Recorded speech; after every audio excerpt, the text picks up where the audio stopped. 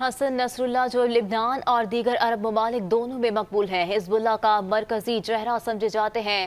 انہوں نے حزب اللہ کو سیاسی اور عسکری طور پر مضبوط کیا۔